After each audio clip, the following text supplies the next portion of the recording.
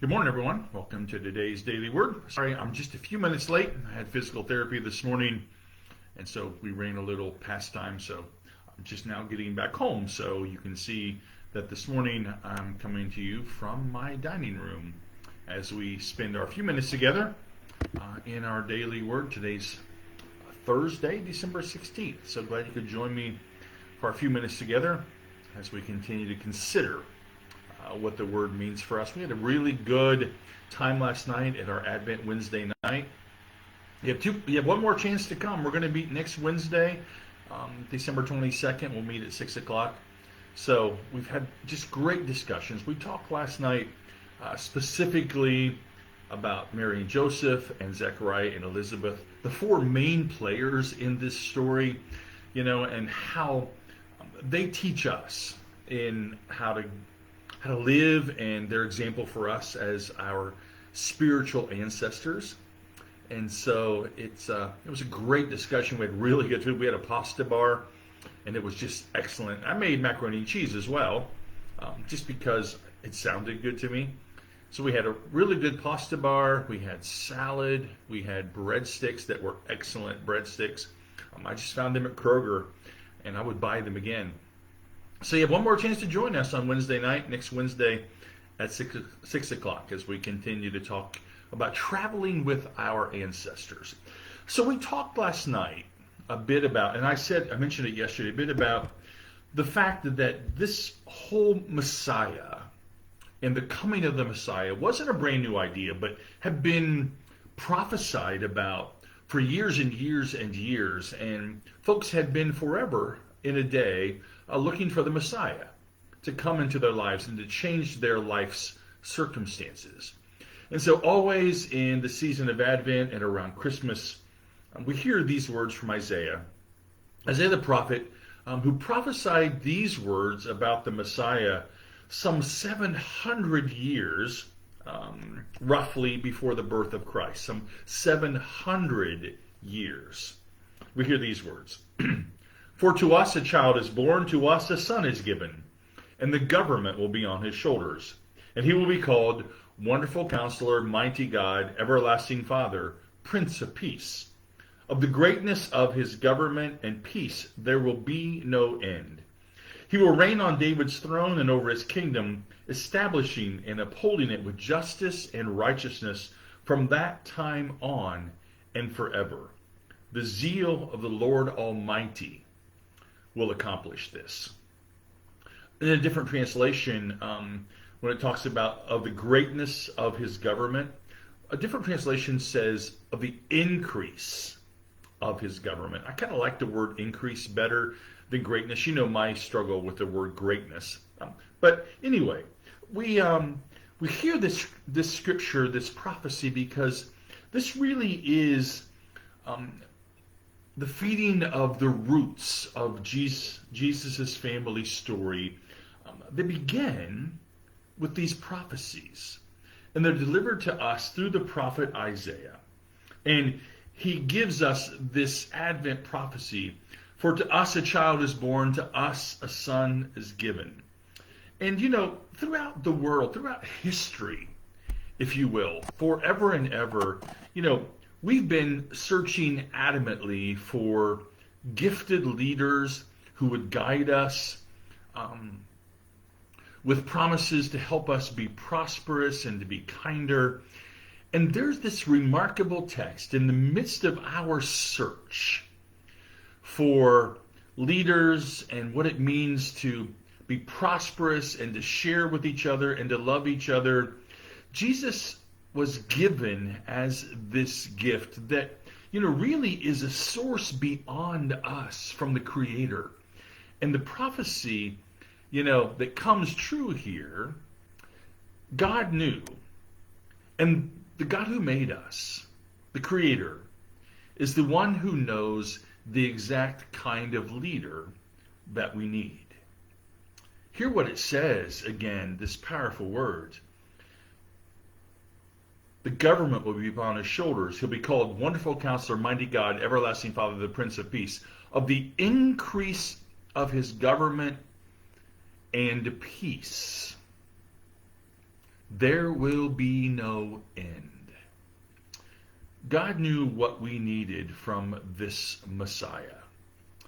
In the midst of our humanity, in the midst of our tough conditions, God knew that this Messiah that we needed so desperately, that the world needed so desperately, helps to lead us from just living day to day to this great life of this awakening that happens in us, that reminds us that because of who Jesus is, because of who the Messiah is, peace and increase, wonderful Counselor, mighty God, everlasting Father, Prince of Peace, because of all of that,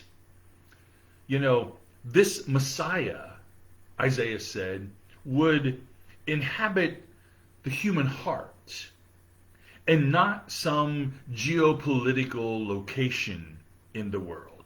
It would establish in us, if us who accept it and who know the story and who trust in this God and this Messiah would establish in us this inward reign of God in our lives, where we then, who know the story, would be truly and utterly changed. And because of our change in our lives, the true utter change that happens in us, then humanity would be renewed because of God's working in our lives. It would lead us to love. It would lead us to wholeness. It would lead us to be the purveyors and the givers of peace. It would be us who then would move in the world to make the world a better place. It's interesting that the world that we live in now, the leadership that we needs leadership from a Messiah. And that we should have the ability and the courage to put ourselves in the midst of that and to put ourselves in second place.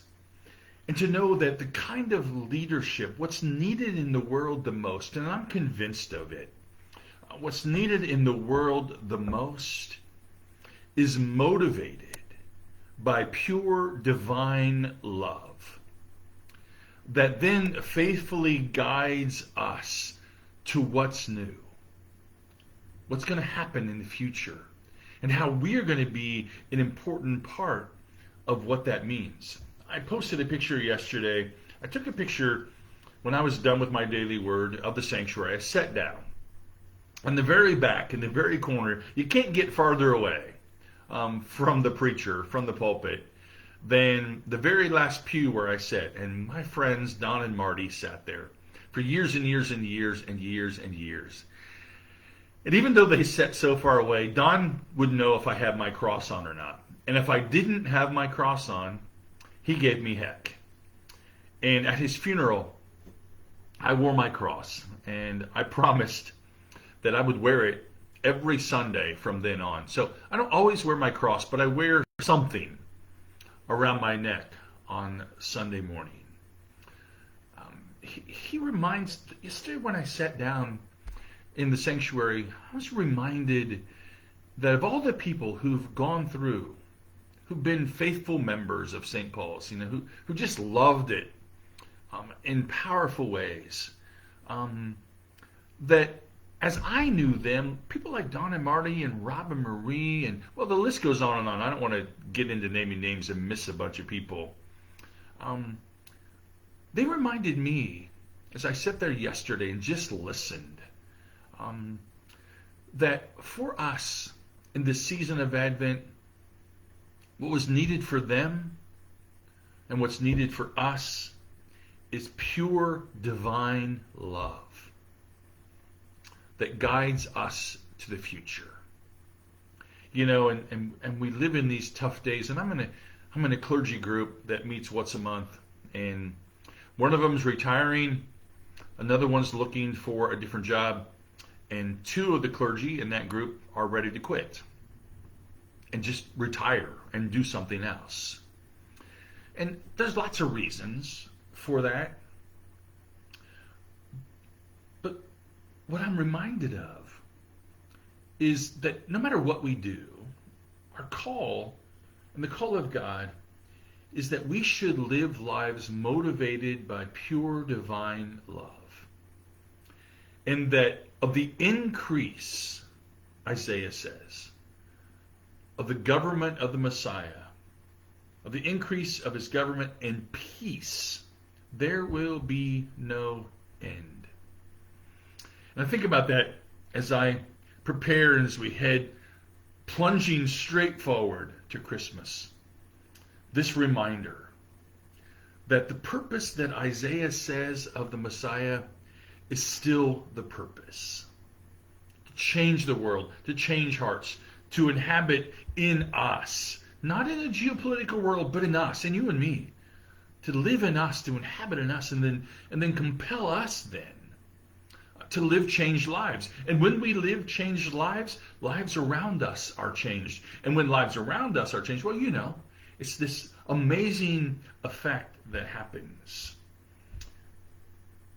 That's what Isaiah calls us to. That's what I believe we are called to. So may it be so. May it be so for you. May it be so for me. May it be so for our world. And to us a child is born. To us a son is given. And friends, that's the good news for us this day as we live our lives deep in the season of Advent. I hope it's a good word for you. I'm just reminded that we just need to remember that the Messiah inhabits our lives and changes us. So, know of God's love. Watch the wind. It's really windy today. Know of God's love that surrounds you. Know of mercy and grace and peace in your lives. Know of my love for all of you. And I look forward to seeing you tomorrow morning at 10 o'clock. Have a great day.